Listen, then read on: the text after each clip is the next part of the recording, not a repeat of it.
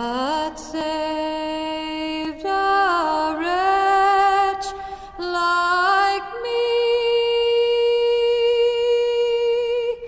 I once was lost, but now. Mateo 5:8 dice: bienaventurados los de limpio corazón, porque ellos verán a Dios. Bien, ese es nuestro pasaje.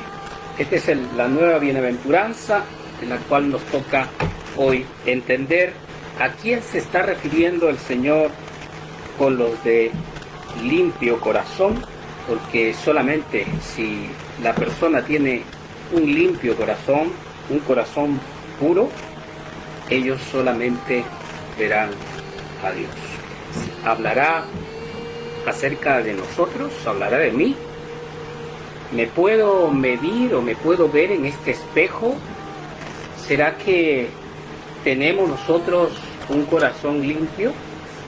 Bien, eso es lo que primero vamos a analizar. ¿Quiénes son los de limpio corazón? ¿Quiénes son los que tienen un corazón puro? La pregunta también que podría hacerme es: ¿estoy completamente limpio en el sentido espiritual? ¿O hay todavía suciedad en nosotros? ¿Cómo puedo yo tener la seguridad de estar dentro de este grupo de personas que verán a Dios? ¿Podré ver yo a Dios? Cuando lo que siento cada vez que me miro en el espejo de la palabra de Dios es que solo hay pecado de pronto en mí y no alcanzo la medida correcta para llamarme limpio y puro de corazón. Cuando pasa esto en mi vida, cuando al verme en el espejo, que es la palabra, todavía hallo impurezas en mi vida, entonces de pronto ahí viene cierta duda si es que está hablando de mí, o de pronto empiezo a ver alrededor y digo: no, yo creo que es este hermano que siempre lo veo en la iglesia orando apasionadamente, de pronto predicando, de pronto es él el que va a estar. Pero ¿será cierto aquello? Cuando nos han enseñado a través de la Escritura de que todos los que hemos creído en el Señor, pues todos somos salvos, todos los que caminamos en la senda del Señor somos salvos y un día podremos verle cara a cara. Pero el Señor está diciendo: quienes son limpios de corazón, ellos verán a Dios. Cuando la palabra dice una cosa, pero yo siento otra cosa en mí, entonces necesariamente tengo que recurrir a su palabra para que me pueda dar la seguridad de si yo estoy dentro de este grupo o no. Porque el Señor está dando una serie de bienaventuranzas y dentro de esta, en el 8 dice: bienaventurados los de limpio corazón, porque ellos verán a Dios. Entonces, vamos a ver, vamos a analizar, vamos a investigar, vamos a ver qué es lo que la Escritura nos dice con respecto a si estamos nosotros dentro de este grupo o no lo estamos. Si estamos dentro, gloria a Dios, aleluya, y pedirle al Señor para que nosotros permanezcamos en Él, sin desviarnos ni a derecha ni a izquierda. Si no estamos en Él, dar gracias a Dios porque hemos entendido que no estamos en ese grupo y tenemos la oportunidad de poder acercarnos al trono de gracia y pedirle a Dios que limpie nuestro corazón, purifique nuestras vidas y tenga misericordia de nosotros y nos acepte como hijos suyos. Si es así, la palabra de Dios dijo que todo aquel que viene al Señor, el Señor no le echa fuera. O sea, tenemos esperanza si es que no estamos en ese grupo. Pero si estamos en ese grupo, tenemos gozo verdadero y júbilo en nuestras vidas.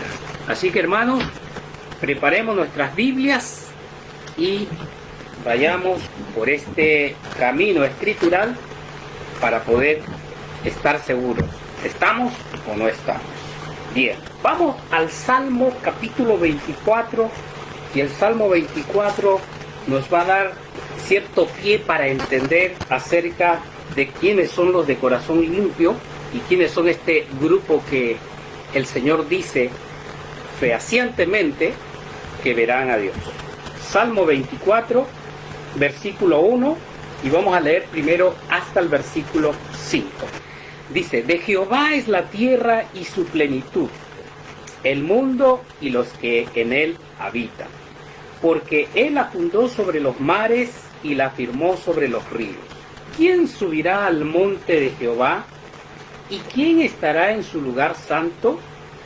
El limpio de manos y puro de corazón, el que no ha elevado su alma a cosas vanas, ni jurado con engaño. Él recibirá bendición de Jehová y justicia del Dios de salvación. Bien, aquí dice: ¿quién subirá al monte de Jehová? ¿Y quién estará en su lugar santo? Dice: el limpio de manos y puro de corazón. Y cuando habla de limpio de manos y puro de corazón, el que no ha elevado su alma a cosas vanas, ni jurado con engaño, y miro dentro de mí y no estoy ahí. Esa no es mi característica. Miro a mi alrededor y tampoco encuentro a alguien que tenga esta característica. No encuentro a nadie. Desde Adán hasta hoy no puedo encontrar a nadie que tenga esta característica, tenga estos atributos: el limpio de manos, puro de corazón, el que no ha elevado su alma a cosas vanas, ni jurado con engaño. Entonces, cuando no puedo encontrar a ningún hombre común y corriente dentro de este mundo con estos atributos, inmediatamente la Escritura me señala al único hombre perfecto, el único hombre, 100% hombre perfecto y 100% Dios, Jesucristo hombre. Porque si vamos al versículo 7, dice: alzad, oh puertas, vuestras cabezas, y alzaos vosotras, puertas eternas, y entrará el Rey de gloria. ¿Quién es este Rey de gloria? Jehová el fuerte y valiente, Jehová el poderoso en batalla. Alzad, oh puertas, vuestras cabezas, y alzaos vosotras, puertas eternas, y entrará el Rey de gloria. ¿Quién es este Rey de gloria? Jehová de los ejércitos. Él es el Rey de gloria. Jehová, Yahvé de los ejércitos. Él es el Rey de gloria. Y Cristo, el Hijo de Dios, Él es Jehová salva. Su nombre lo indica, su nombre determina que Él es Jehová salva, porque es el significado de su nombre. Él es Dios, Él es el Dios eterno que se encarnó, Él es el Dios que vino en pos del hombre caído para salvarlo. Él es quien subirá al monte de Jehová, Él es quien estará en su lugar santo.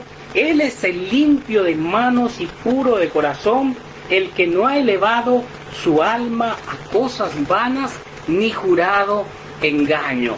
De Él hablan los apóstoles en el Nuevo Testamento como aquel que no ha habido absolutamente en Él engaño. Él es limpio, puro de corazón, y Él caminó en medio de los hombres.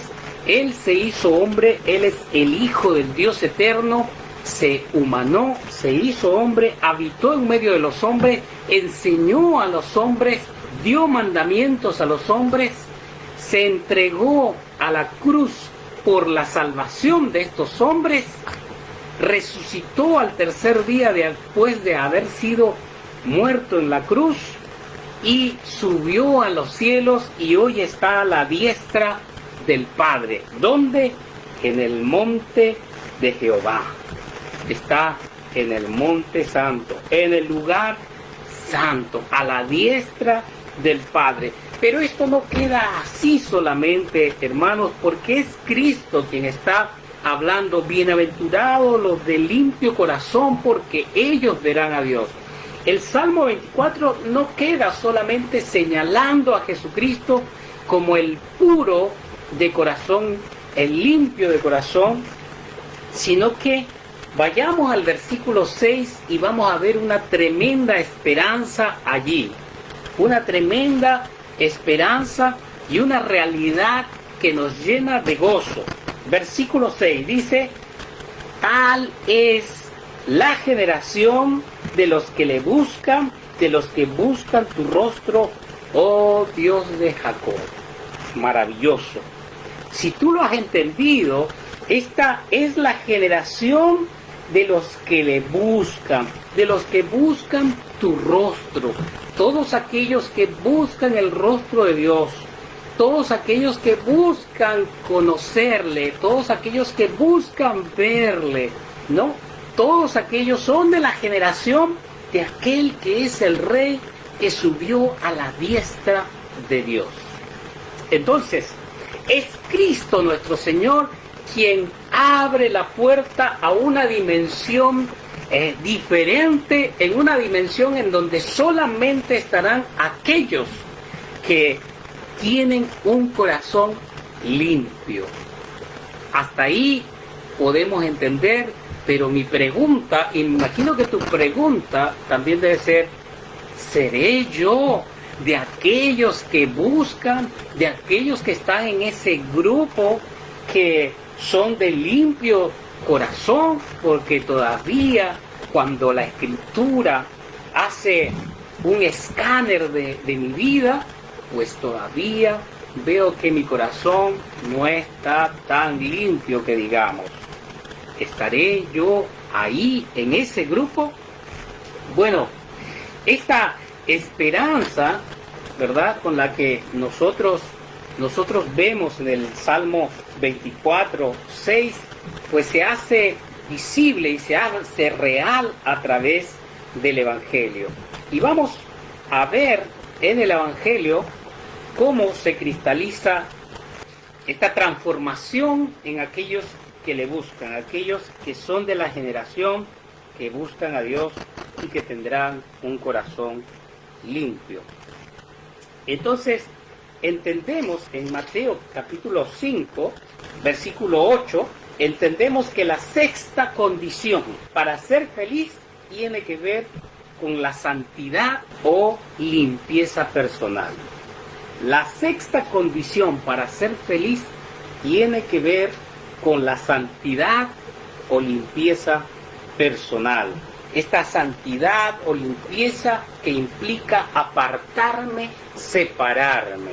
Vamos viendo paulatinamente, conforme vamos avanzando, esto se va a cristalizar, vamos a ver cada vez más claramente y después vamos a terminar diciendo aleluya, gloria a Dios.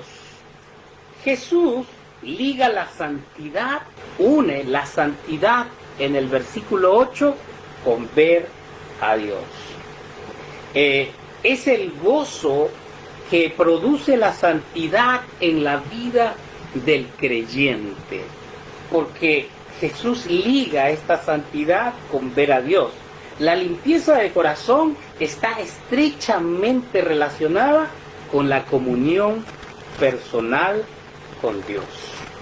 Está estrechamente relacionada con la comunión personal con Dios. Ahora, si está estrechamente relacionada con la comunión personal con Dios, inmediatamente, porque vamos a verlo inmediatamente, viene otra pregunta en la cual debo cuestionar mi vida espiritual.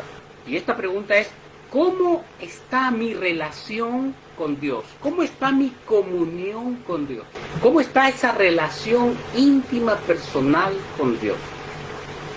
Hermanos, cuando miramos inmediatamente a nuestras vidas con respecto a la salvación que hemos recibido, para muchas personas ha sido suficiente el hecho de haber hecho una oración de fe en donde yo simplemente a través de esta oración recibo a Cristo como Señor y Salvador. Para mucha gente eso es suficiente. Si le agregamos a eso el bautismo, pues ya está más confirmado. porque así me lo han dicho, y si a eso le agregamos la cena del Señor, pues es mucho mejor, y si a eso le agregamos el ir frecuentemente a la iglesia, pues ya estoy prácticamente en el cielo, y para muchos eso es suficiente. Hermanos míos, para los fariseos también era suficiente el poder realizar toda una serie de ceremonias, toda una serie de mandamientos ceremoniales, ponerlas en práctica a tal punto de interpretarlas y agrandarlas mucho más para que en su exterior, en su vida exterior, los demás puedan ver en esa práctica ceremonial que ellos eran extremadamente santos. Y la Escritura misma nos muestra y nos enseña de que verdaderamente en la vida de los fariseos había dos tipos de vida. Una que se reflejaba hacia las personas y las personas podían ver una vida piadosa y santa, y otra la que Dios veía en sus corazones. Y por eso el Señor llamaba la atención a los fariseos, y podemos leerlo claramente en Mateo capítulo 23 de cómo el Señor llama a estos fariseos. Mateo capítulo 23. Vamos a leer desde el versículo 1. Dice: entonces habló Jesús a la gente y a sus discípulos diciendo: en la cátedra de Moisés se sientan los escribas y los fariseos. Así que todo lo que os digan que guardéis, guardadlo y hacedlo, mas no hagáis conforme a sus obras, porque dicen y no hacen. ¡Wow! O sea, aquí nosotros estamos viendo de que los fariseos, aparentemente, ellos enseñaban las cosas como Moisés lo había establecido, pero ellos no hacían lo que ellos enseñaban. Y luego dice el Señor: porque atan cargas pesadas y difíciles de llevar, y las ponen sobre los hombros de los hombres, pero ellos ni con un dedo quieren moverlas. Antes hacen todas sus obras para ser vistos por los hombres, pues ensanchan sus filacterias y extienden los flecos de sus mantos, y aman los primeros asientos en las cenas, y las primeras sillas en las sinagogas, y las salutaciones en las plazas, y que los hombres los llamen rabí, rabí.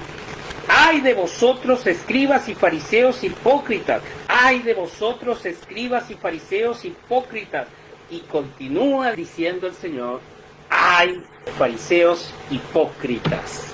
Hermanos, este es el sentir de muchos que han hecho una decisión de fe, han hecho una oración de fe, se han bautizado, participan de la cena del Señor, participan de las reuniones, pero dentro de ellos no hay vida espiritual, pues no ha habido un cambio rotundo dentro de ellos. No hay una necesidad de Dios, no hay una verdadera comunión con aquel Dios que supuestamente les ha hecho nacer de nuevo, sino que simplemente son practicantes evangélicos que han hecho de las prácticas y de las ceremonias evangélicas un Dios al cual adoran y veneran, y en el cual tienen su confianza para que finalmente piensen de que cuando Cristo vuelva, ellos también se irán con Él.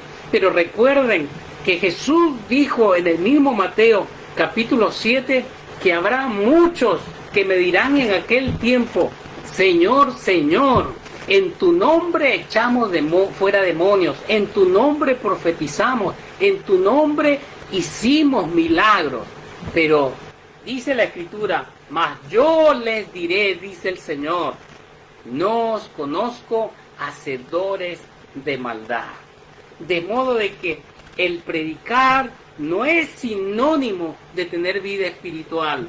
El practicar ceremonias como bautismo, como participar de la cena del Señor, o el participar de los cultos, no es señal de seguridad de una vida transformada.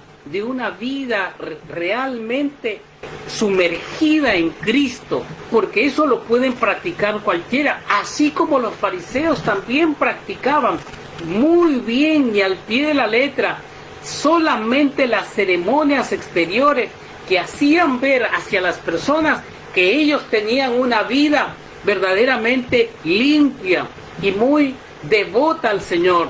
Pero Cristo, quien conocía los corazones y que podía ver absolutamente todo lo que ellos tenían en su corazón, simplemente les dijo la verdad: vosotros sois hipócritas, porque todo lo que dicen no hacen, y lo que hacen no está conforme a la palabra de Dios. Hermanos, por ello es tan importante que en esta bienaventuranza podamos estar seguros. Estamos nosotros en este grupo que tienen un corazón limpio y aquellos que verán al Señor. Es importante que nosotros podamos estar seguros de ello. Y esa seguridad va íntimamente relacionada a mi comunión personal, a mi comunión íntima con Dios. Esto no tiene que ver con la reunión congregacional, esto no tiene que ver con el bautismo físico, esto no tiene que ver con participar de la cena del Señor o participar de las reuniones. Esto tiene que ver con algo que es real y es íntimo. Esto tiene que ver con vida espiritual, con una vinculación directa con Cristo, la cual se realiza y se conforma en la intimidad, en mi vida íntima. Solamente yo puedo conocer eso y mi Señor. Mi Señor solamente sabe cuánta necesidad tengo de Él y cuántas necesidades tengo yo de justicia que se aplica a mi vida, de poder vivir perfectamente para honrar y glorificar a mi Dios. Si esta necesidad no está íntimamente ligada mi vida con Cristo, si esta necesidad no está totalmente absorbida, experimentada en mi vida, entonces tengo que examinar mi vida espiritual, irme al trono de gracia y suplicar al Señor, no sea que al final, cuando el Cristo venga, solamente llegue a ver cómo el Salvador llega, pero no me voy yo. Y podré tal vez estar ahí como aquellos que digan: Señor, Señor. Qué triste aquel momento, qué desesperante ese momento, haber corrido como que yo he ganado la carrera y finalmente no tengo el trofeo. Como quien dice, el pan se quemó en la puerta del horno. Hermano, debemos ver eso, debemos crecer, debemos analizar nuestra vida espiritual. Debemos analizarla. Nuestra vida espiritual no se debe conformar solamente a ritos y a ceremonias, sino que debo yo analizarla en mi íntima relación con Dios, cuando nadie me ve, cuando estoy con Él, cuando estoy solo y viene el momento en donde puedo oír en mi conciencia, puedo oír en mi alma la necesidad de ir a mi Señor y poder conversar con Él, de poder contarle mis cosas, de poder contarle mis frustraciones, de poder estar rogando a Dios de acuerdo a su voluntad, cuando también solamente me encuentro en un momento escuchando su voz a través de su palabra. ¿Sabían, hermanos, ustedes de que la mejor parte de la comunión con nuestro Dios es cuando nosotros escuchamos su voz?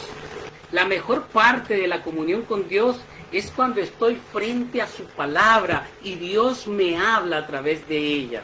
Esa es la mejor parte. Es cuando a través de la palabra voy escuchando y es la palabra de Dios, es Dios mismo que va indagando paulatinamente en mi corazón, va incurriendo su palabra como un agua limpia y pura y va sacando las impurezas. Es la espada de dos filos que penetra el alma y analiza cada parte de mi ser hasta lo más profundo de mi corazón y no solamente mi corazón, sino también los deseos y las motivaciones de mi corazón. Cuando la palabra penetra, cuando la palabra ingresa en mi alma, es entonces cuando ésta viene a ser santificada. Recuerden, en la oración de Jesucristo, en Juan capítulo 17, versículo 17, el Señor dice en su oración: Padre, santifícalos en tu verdad, tu palabra es verdad. Esto quiere decir que es la palabra de Dios la que debe santificar nuestra vida.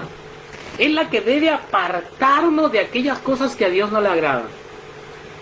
Y definitivamente, cuanto más comunión tengo con Dios a través de su palabra, de verdad que va cambiando tu manera de ver. Ya no ves como el mundo ve, empiezas a ver de forma más clara. La maldad la empiezas a ver claramente. Y muchas veces vas a decir: pero esto siempre lo hemos hecho, no parece tan malo, pero ahora que leo la palabra de Dios, empiezo a ver maldad también en ello. Y es así, estamos en un mundo caído, somos extranjeros y peregrinos en este mundo. Si tú te amoldas y te acomodas y te sientes bien en este mundo, te diré que estás yendo por el camino totalmente equivocado. Cuando las cosas de este mundo te van llenando de gozo y felicidad, cuando vas teniendo cierto regocijo en las cosas de este mundo, ese camino no es exactamente el cual Cristo ha trazado. Cuando nosotros empezamos a ver la maldad de este mundo en las cosas más simples, cotidianas de nuestra vida, es cuando la palabra de Dios va abriendo nuestros ojos. Recuerdan que en el libro de Génesis podemos ver cuando dice que Israel estuvo en Egipto por causa de la hambruna, por causa de la escasez de estos 7 años, pues Israel tuvo que ir a Egipto. Tuvo que ir Jacob con todos sus hijos y toda su prole. Entraron en Egipto a causa del hambre. Es José quien abre las puertas. Dios pone a José como segundo después de Faraón. José pasa por un sinnúmero de cosas antes de tener esa posición. Y eso, dice José, es lo que Dios proveyó para poder salvar a su pueblo. Pero recuerdan de que después este pueblo se asentúa en la tierra de Gosén, y es tan buena esa tierra y es tan abundante ese lugar que ellos no salieron de ahí, sino hasta cuando Dios los saca con mano fuerte, con mano dura. Ellos se acentuaron a tal punto que llegaron a estar 430 años ahí en Egipto.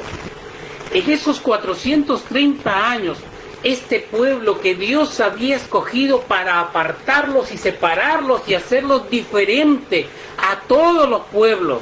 Así lo podemos leer desde cuando Dios habla con Abraham hasta Jacob. Él separó a este pueblo para ser distinto a todos los pueblos. Pero sin embargo, este pueblo asentado en Egipto se mimetiza con Egipto. Aprenden las costumbres de los egipcios. Aprenden, llegan a tener los dioses de los egipcios, a adorar esos dioses. Ellos se acentuaron y se sintieron como si estuvieran en su propia casa.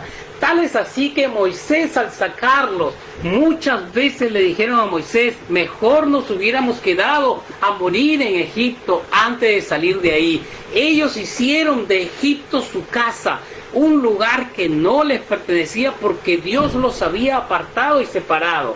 Hermanos, cuando nosotros nos llenamos de mundo, cuando nosotros participamos de las cosas de este mundo y disfrutamos de las cosas de este mundo, nos vamos mimetizando en ello, nos vamos acercando a tener los mismos gustos, los mismos pareceres y los mismos pensamientos. Esto es increíble, pero aquello que se cumplió y que se hizo ahí en Egipto con Israel, eso también sucede hoy en nuestras vidas. Si nosotros empezamos a ver al Egipto en el cual nosotros estamos. Israel estaba en una tierra que no le pertenece. Nosotros estamos en un mundo que no nos pertenece. Este mundo está lleno de maldad. Pedro dice que somos extranjeros y peregrinos y que debemos ansiar salir de este lugar, porque cuando salgamos de este lugar, cuando nosotros perdamos la vida física, ganaremos nuestra vida definitiva y eterna. Se hará cristalizar esa promesa y esa realidad y esa verdad. Porque nosotros decimos, tenemos vida eterna. Yo te pregunto, ¿tienes vida eterna? En este cuerpo no tengo vida eterna, pero saliendo de este cuerpo tendré vida eterna. Y la vida eterna la conocemos desde el momento que Cristo vino a nuestra vida y Cristo dijo, todo aquel que cree en mí no morirá jamás. Entendiendo de que todas estas palabras del Señor son verdad y son realidad, y esta realidad es espiritual porque somos seres espirituales, no somos seres carnales. Aunque vivimos en la carne no domina nuestro ser. Para los que hemos nacido de nuevo, es el Espíritu el que debe dominar nuestro ser. Por ello tenemos la lucha contra la carne, y esa lucha solamente vamos a ganarla en nuestro ser, teniendo una íntima comunión con nuestro Dios y nuestro Salvador Jesucristo. Por ello, hermano, es necesario que nosotros analicemos nuestras vidas, a ver si nos hemos amoldado a este mundo, a este Egipto de donde el Señor nos ha sacado. Y hay veces en que queremos seguir ansiando esa vida, a veces en que surgen aquellas llamaradas de fuego en nuestra mente y en nuestro corazón, recordando aquel pasado. Pero recuerden que toda la gente de este mundo vive un mundo caído, donde hay solamente maldad y dolor. Maldad y dolor. Simplemente miremos las casas de nuestros amigos que no conocen a Cristo, los hogares de nuestra familia que no conoce a Cristo, y veamos cómo las familias se han dividido, cómo los hijos viven por un lado y por otro lado, viven una aparente familia, es una aparente vida familiar, y ciertamente se aman porque son familia, pero ellos no saben por qué se han separado, por qué sufren. Todo ello los lleva a vivir, y cuando tú les preguntas, ¿eres feliz? A veces hay momentos de felicidad cuando estoy con mis amigos, hay momentos de felicidad cuando estoy disfrutando de una fiesta con mi familia, pero ellos conocen ese tipo de felicidad. Felicidad cuando tengo un logro académico, un logro profesional, ahí tengo felicidad, pero eso termina, es totalmente efímera, se diluye rápidamente y luego tengo que conseguir otra cosa para lograr tener esa misma satisfacción. Pero cuando preguntamos a un creyente, a un nacido de nuevo, ¿eres feliz? Enteramente feliz, porque mi visión no está aquí en la tierra, porque mi vida está en los cielos, porque allá me espera mi Señor y mi Salvador. Si tú no tienes tu mirada en aquello que es perfecto y mayor a lo que este mundo te puede dar, entonces déjame decirte que vives y perteneces a este mundo, pero no puedes decir que yo soy del Señor. Porque cuanto más te apartas de este mundo, más aborreces las cosas de este mundo y te compadeces de aquellos que todavía están perdidos, están engañados en una vida solamente centrada en las cosas que ellos quieren poseer, en las necesidades carnales que ellos tienen. Ahí está centrada su felicidad. Mas cuando el Señor dice, bienaventurados, felices estos que lloran, bienaventurados los que son pobres en espíritu, bienaventurados los que tienen hambre y sed de justicia, está diciendo, son felices todos aquellos que han dejado sus ojos puestos en este mundo y han puesto sus ojos en Cristo. Han puesto sus ojos en todo lo que el Señor nos ha prometido. Ahí está puesta nuestra felicidad. Nuestra felicidad no es un lugar en donde vamos a llegar. La felicidad es el resultado de una vida transformada en Cristo. La felicidad no es una búsqueda como fin, sino como un resultado de lo que Cristo ha hecho en nuestras vidas.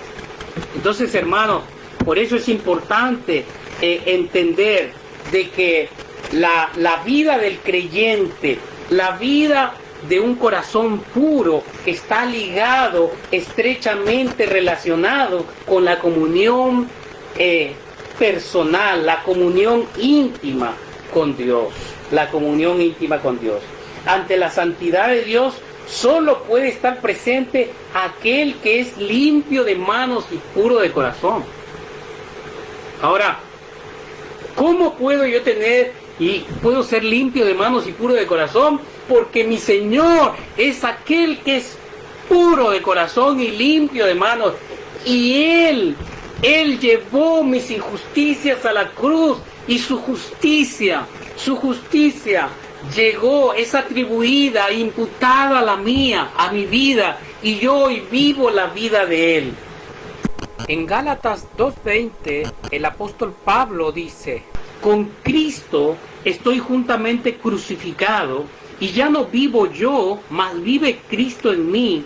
Y lo que ahora vivo en la carne, lo vivo en la fe del Hijo de Dios, el cual me amó y se entregó a sí mismo por mí. Hermano, el apóstol Pablo dice de que su vida había sido transformada por Cristo. Cristo transformó su vida. Y él dice: con Cristo estoy juntamente crucificado. Ya no vivo yo, porque Él se llevó todas mis injusticias. Él se llevó en la cruz. Él pagó en la cruz mi deuda eterna que tenía para con Dios. De modo de que Él puede decir en Romanos: justificados, tenemos paz para con Dios por medio de su Hijo Jesucristo. Hermanos, acá dice: con Cristo estoy juntamente crucificado. Ya no vivo yo, mas vive Cristo en mí. Y lo que ahora vivo en la carne, ahora que estoy viviendo en la carne, no vivo de acuerdo a como vivía antes en la carne, con los deseos de la carne, con la mente de la carne y con el fin de la carne, sino que ahora Cristo es el que vive en mí. Él dice: lo vivo en la fe del Hijo de Dios, el cual me amó y se entregó a sí mismo por mí. De modo de que mi vida ha cambiado, tiene otro sentido, tiene otros horizontes, tiene otras metas. Y nosotros corremos esa carrera hacia esa meta. Y nuestra meta es Cristo. Y nuestra vida es Cristo. Y nuestras ansias es lo que ansía Cristo. Nuestro pensamiento debe ser lo que piensa Cristo. Nuestro deseo debe ser lo que desea Cristo. Pablo dice de que esto ha sucedido porque ha sido crucificado juntamente con Él. Hemos sido crucificados con Él. Romanos capítulo 6. Y hablando acerca del pecado, el apóstol Pablo dice: ¿qué pues diremos en cuanto a si hemos sido transformados? Si Cristo ha pagado mi deuda allí en la cruz, si Cristo me ha limpiado, me ha purificado, dice en el 6:1, ¿qué pues diremos? ¿Perseveraremos en el pecado para que la gracia abunde? En ninguna manera, porque lo que hemos muerto al pecado, hemos muerto, allí en esa cruz fue crucificado nuestro pecado, y nosotros ya no vivimos para el mundo, no vivimos para el pecado, vivimos para Cristo. Vivimos en una vida nueva. De modo que los que están en Cristo, nuevas criaturas son. Las cosas viejas pasaron y aquí todas son nuevas. Y dice aquí el apóstol Pablo, sigue diciendo: porque los que hemos muerto al pecado, ¿cómo viviremos aún en él? ¿O no sabéis que todos los que hemos sido bautizados en Cristo Jesús, hemos sido bautizados en su muerte? Porque somos sepultados juntamente con Él para muerte por el bautismo, a fin de que como Cristo resucitó de los muertos por la gloria del Padre, así también nosotros andemos en vida nueva. Andemos.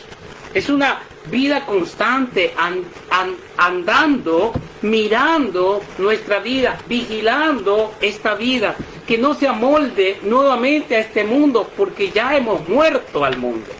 Ya hemos muerto al pecado, hemos muerto a esa vida anterior, vida vieja. Hemos muerto a la vida vieja. El viejo hombre tiene que haber muerto. De modo que en esa nueva naturaleza, los que hemos sido regenerados, los que nos hemos arrepentido de nuestro pecado, y Dios a través de su gracia nos ha dado la fe, y esta fe nos ha llevado directamente al perdón de nuestros pecados, y hemos sido justificados en Cristo Jesús. Somos declarados justos por la vida justa de Cristo, no por nuestra justicia, sino por la justicia de Cristo. Entonces debemos vivir en la carne esa justicia de Cristo. Ahora tú te preguntas, ¿cómo podemos vivir esa vida justa de Cristo si pecamos? Sí, nosotros pecamos, pero no somos practicantes del pecado.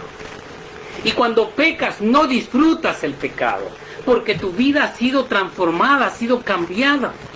Es una vida que va aprendiendo y va creciendo en la gracia de Dios.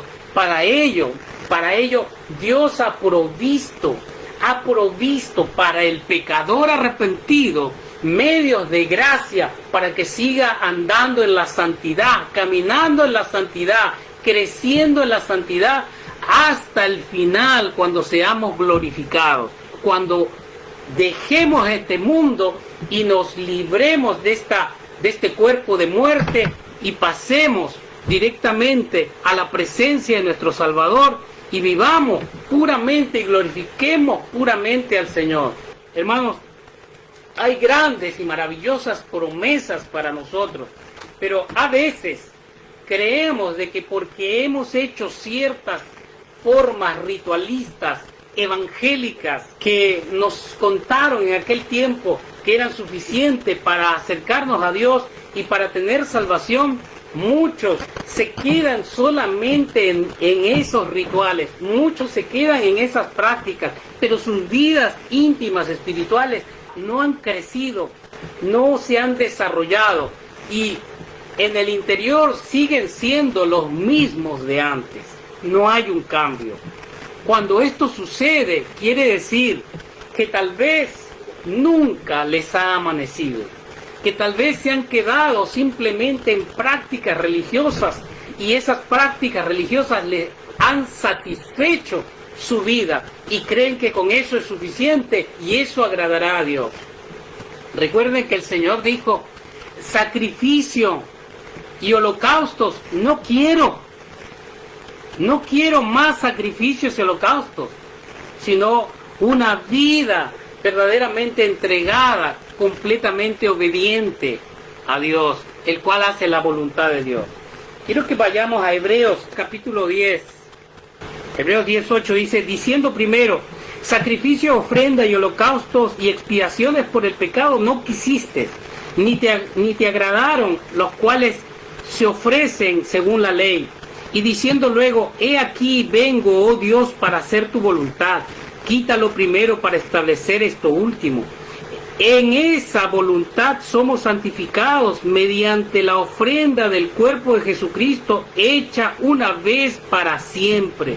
Nosotros hemos sido santificados en la obediencia perfecta de Cristo, porque Él dijo: sacrificio, ofrenda, holocausto y expiaciones por el pecado, no más, no más, porque eso era simplemente la sombra de lo que iba a suceder con Cristo, el Cordero de Dios que quita el pecado del mundo.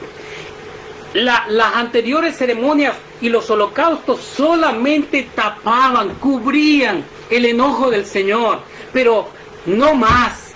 Y el Señor dice: sacrificio, ofrenda y holocausto y expiaciones por el pecado no quisiste, ni te agradaron, los cuales cosas se ofrecen según la ley. Y eso se parecen mucho, hermanos, a cuando el evangélico realiza ceremonias. Hermanos, el bautismo, la cena del Señor, el participar de la reunión con los hermanos, eso no debe ser una obligación. Eso es una necesidad en el creyente. Es algo que nace en nosotros. Yo no debo ir: ay, pucha, ahora me toca ir a la iglesia. Hoy, ahora, este domingo, quería descansar, tengo que ir a la iglesia, ya vamos, no importa. Esa no es la actitud de un creyente, eso no es la actitud de un nacido de nuevo. La actitud de un nacido de nuevo es aquel que está esperando ese momento en donde nos vamos a reunir con nuestros hermanos y vamos a disfrutar de la palabra de Dios que ha sido entregada por Dios al pastor o aquel que va a presidenciar esa reunión y que nos va a entregar un alimento maravilloso que es la palabra de Dios. Dios mismo nos va a hablar. Dios va a hablar a nuestros corazones, va a hablar a nuestra mente, nos va a decir algo, nos va a dar un mandamiento que cumplir, nos va a reprender de pronto porque nosotros somos hijos y necesito que mi Señor me reprenda y me diga lo que debo hacer y lo que no debo hacer. O me va a simplemente bendecir y me va a dar una alegría, me va a dar un consuelo, me va a dar un consejo. El creyente está esperando de su Señor en todo momento, en la intimidad como en la comunión con los santos. Es una necesidad, como la necesidad de comer, como la necesidad de respirar. Así debe ser la necesidad de la reunión con mis hermanos. Así debe ser la necesidad de ir a las aguas del bautismo. No para confirmar mi salvación, sino porque soy salvo y quiero yo declarar a mis hermanos que el Señor me ha salvado. Quiero compartir con mis hermanos la misma fe. Así como Pablo lo dice, esto que el Señor sintió, eso mismo vosotros sentís también. Lo que hubo en Cristo, eso también sientan ustedes. Hermanos, la palabra de Dios aquí nos establece de que Dios no se complace con esas ceremonias ritualistas cuando nosotros lo ofrecemos como parte de una obligación para confirmar nuestra salvación. No, sino cuando nosotros vamos como una necesidad de aquel que ha nacido de nuevo y que tiene una nueva naturaleza en su vida. Aquel que es simplemente llevado por el Espíritu Santo de Dios en base a esa necesidad de crecer, esa necesidad de conocer a mi Señor y de verle, Esa es la actitud de un creyente nacido de nuevo, no la que presenta como obligación o como un pago sobre la salvación que el Señor nos ha dado, porque no es así. La salvación no se compra por nada, ni por oro, ni por plata, ni por sacrificio, ni por holocausto. La salvación la pagó el Señor con su vida. Él la pagó y nosotros la recibimos como un regalo. Por gracia de Dios sois salvos por medio de la fe. Y esta no de vosotros, pues es don de Dios, no por obras, para que nadie se gloríe. Quiero concluir esta primera parte, porque es una primera parte, en donde nosotros queremos identificarnos con estos limpios de corazón, estos que son limpios de mano y puros de corazón, estos que el Señor dice que los limpios de corazón verán a Dios. Quiero estar seguro que soy uno de ellos. Entonces, dentro de ello estamos estableciendo lo que es la vida de una persona que ha nacido de nuevo, y aquel que es limpio de corazón es aquel que disfruta de la vinculación con Cristo, es aquel que lleva en sí a Cristo, la vida de Cristo, porque Cristo se llevó mi vida pasada y la crucificó en la cruz. Entonces, como Pablo dice, ya no vivo yo, mas Cristo vive en mí, lo que yo vivo, lo vivo en la fe del Hijo de Dios que dio su vida por mí. Así debemos vivir en esa vinculación de vida que Cristo nos da. Tenemos vida porque Cristo dio su vida por nosotros y Él viene a morar en nosotros. Su vida justa viene a morar en nosotros y nosotros debemos vivir esa vida justa. Y como decimos, si bien es cierto de que hay una lucha permanente entre este cuerpo de muerte y nuestra vida vinculante con Cristo, la manera de poder vencer todas aquellas va estrechamente y directamente relacionada con mi comunión personal e íntima con Dios por medio de Cristo. no va estrechamente relacionada con cuántas veces voy a la iglesia. No va estrechamente relacionada con cuántas veces participo de la cena del Señor. No va estrechamente ligada a si me he bautizado o no me he bautizado. Todas esas cosas son resultado de una vida transformada. No estoy diciendo que eso no hay que hacer.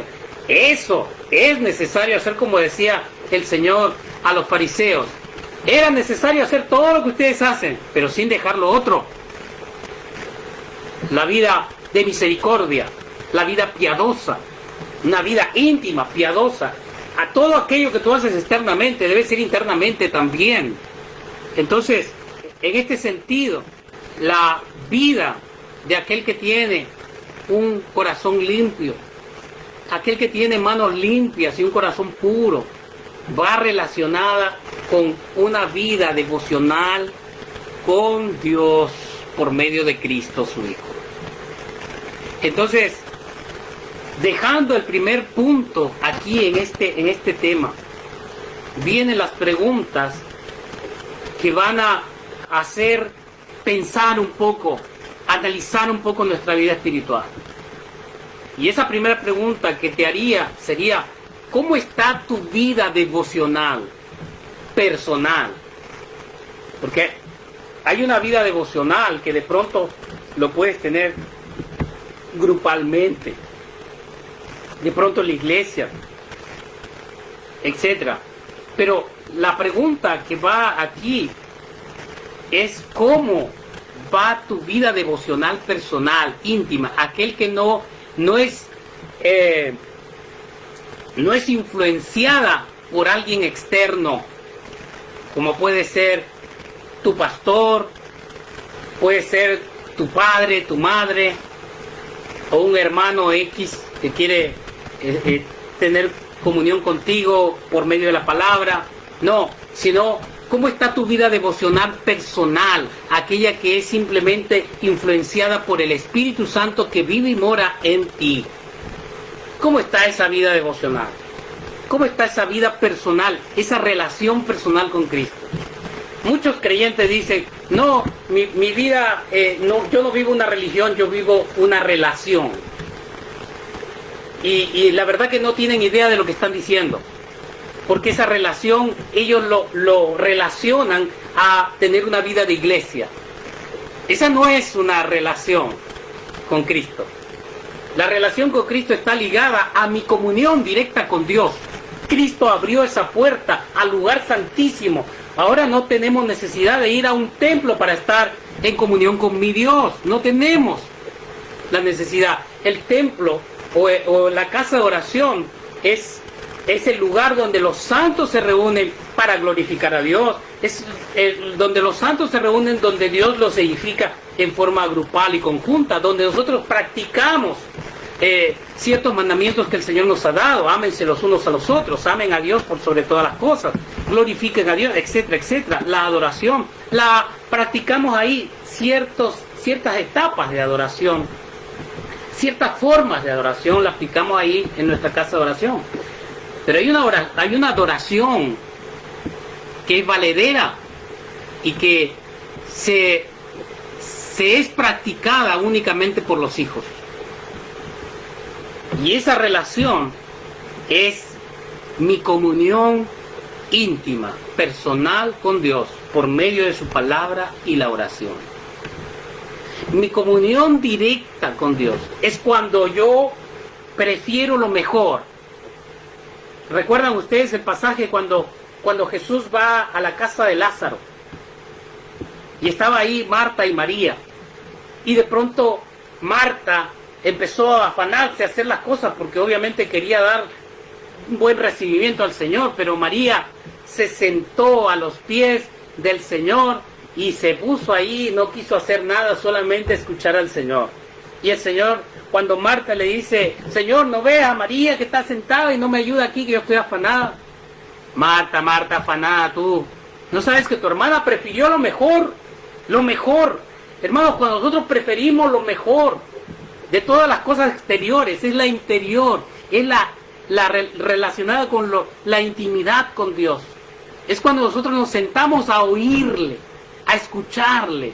¿Y cuándo me siento a escucharle? Cuando yo tomo su palabra y estoy ahí buscando de mi Señor.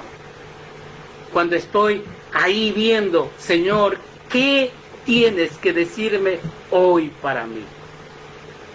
Cuando lo primero que quiero es saber qué es lo que hoy me dices a mí. ¿Saben qué, hermanos? Hoy día, si bien es cierto, la tecnología es muy buena, ayuda como herramienta, etcétera, etcétera, pero así como en su tiempo, para muchos evangélicos, la televisión fue conocida como la caja del diablo y una mala influencia, y ciertamente que influenció malamente para muchos. Hoy en día, la tecnología, como el celular, por ejemplo, es una buena herramienta, pero también ha influenciado malamente. Porque cuando tú te despiertas, lo primero que haces es tomar tu celular y ver, a ver, ¿qué mensajes tengo? Cuando lo primero que debiéramos nosotros hacer es despertarnos y ver qué es lo que Dios me dice hoy, esta mañana. ¿Qué es lo que mi Señor me dice en esta mañana?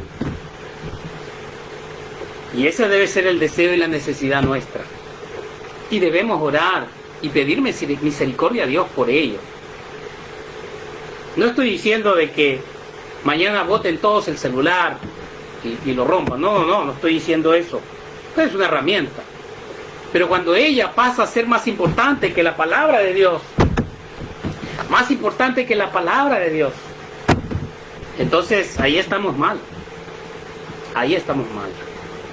Por ello, esta bienaventuranza, hermanos, está relacionada directamente con nuestra vida cristiana, salva, y es la que nos tiene que decir este mensaje, esta bienaventuranza, nos tiene que hacer pensar y analizar si verdaderamente nosotros estamos en el camino correcto y si tenemos vida espiritual. La palabra de Dios tiene la respuesta para todo. Y la palabra de Dios nos va a decir si tenemos una vida espiritual o no. Vida espiritual. Porque definitivamente vida física y carnal la tenemos. Tú comes todas las mañanas, tomas desayuno, almuerzas, cenas, vas, te diviertes, ves televisión, etcétera, etcétera. Y eso no está ligado a nuestra vida espiritual. Y debemos sopesar cuánto pesa más nuestra vida espiritual o nuestra vida carnal, física, podríamos decirle, porque no tenemos una vida mundana. Supuestamente no tenemos una vida mundana. Entonces, la pregunta para que nosotros pensemos y vayamos en oración al Señor es: ¿cómo está tu vida íntima con Dios? Tu comunión personal con Dios, aquella que es simplemente infundada, influenciada por la obra del Espíritu Santo en tu vida espiritual. Les dejo con esa pregunta y el próximo domingo pues vamos a seguir con este mismo tema, porque estamos viendo primeramente quiénes son aquellas personas que el Señor ha dicho que ellos verán a Dios. ¿Quiénes son aquellas personas que tienen un corazón puro? Y si nosotros logramos pues tener la medida de aquellos que tienen un corazón puro.